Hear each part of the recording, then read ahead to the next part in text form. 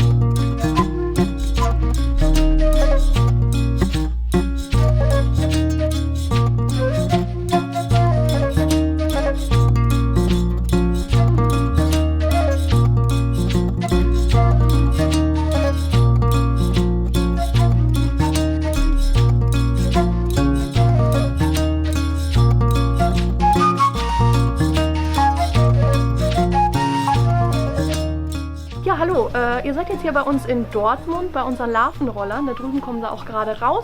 Wir haben ein bisschen Enrichment gebastelt.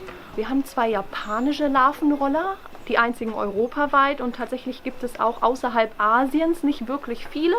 Jetzt sagt der Name japanischer Larvenroller ja eigentlich so ein bisschen, dass sie aus Japan kommen, aber ursprünglich ist die Art dort wahrscheinlich auch eingeschleppt. Man hat sie dann aber, da sie sich dort einfach angesiedelt hat, klimatisch super angepasst ist, als japanischen Larvenroller benannt. Wir haben ein Pärchen, ein älteres, Akihito und Michiko heißen die 2. Michiko ist das Mädchen, die ist auch noch deutlich fitter. Ja, er ist so ein bisschen langsam, müde immer, die sind jetzt aber auch schon 13 Jahre alt, schaffen ja normalerweise so um die 15, sagt man, wie das im Zoo aber so ist, erreichen sie eben dieses betagte Alter gut und sind dann auch noch fit dabei. Und die 2 sind erst vor einem Jahr in diese Anlage hier gezogen, haben vorher auch schon bei uns im Zoo gewohnt, aber in einer anderen Anlage. Und die wurde jetzt extra für die 2 hier gebaut. Das ist quasi das Seniorenheim für die 2 hier. Und hier dürfen sie dann quasi fleißig klettern, wie man sieht. Ja, wir haben natürlich auch die Anlage so eingerichtet, dass es nicht nur schön aussieht, sondern auch einen Nutzen hat. Wir haben also verschiedene Obstsorten oder eben dann auch sowas wie Karex oder Gräser. Denn die fressen ja auch Gras und Karex sehr zum Verdauen. Wir finden also immer wieder zwischendurch einfach Kot, der fast nur aus dem Karex besteht, um eben den Magen schön sauber zu kriegen. Ja, Schleichkatzen, Kleinkatzen, alles Mögliche muss man ja immer gut beschäftigen. Das kann man sehr, sehr gut übers Futter machen oder auch über Duft.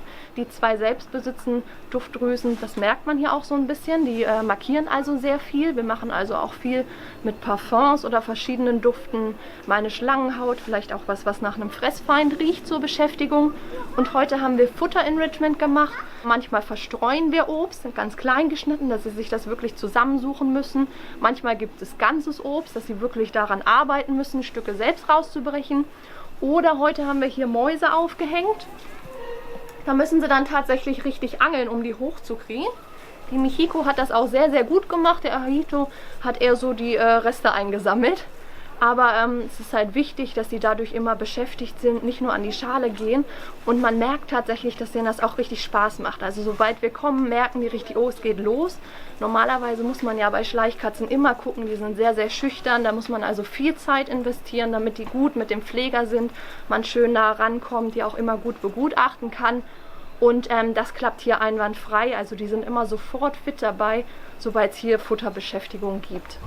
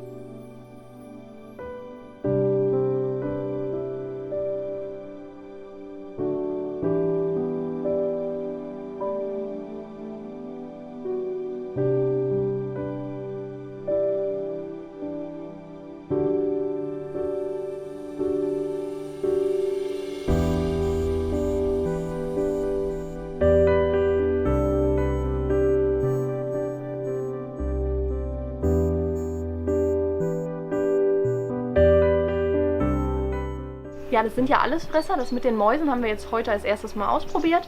Das macht sie ja ziemlich gut. Sie hat das ja recht schnell gelernt und gerade für Schleichkatzen, Kleinkatzen, die sehr gut klettern können, ist das natürlich eine spannende Beschäftigung.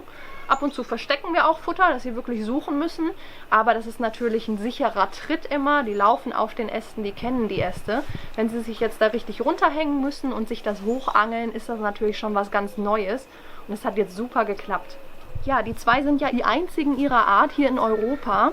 Und an sich ist so eine Schleichkatze ja immer erstmal was Kleines, Unscheinbares. Sie sind nachtaktiv, sind also nicht immer unbedingt attraktiv für den Besucher. Die zwei zwar anhand ihrer Maske schon, aber es ist natürlich schön, dass wir jetzt so eine große Anlage hier haben, wo die zwei sich wirklich austoben können und auch aktiv sind. Denn so ein bisschen muss man den Besuchern die Tiere schon schmackhaft machen. Das sind sehr, sehr bedrohte Tiere.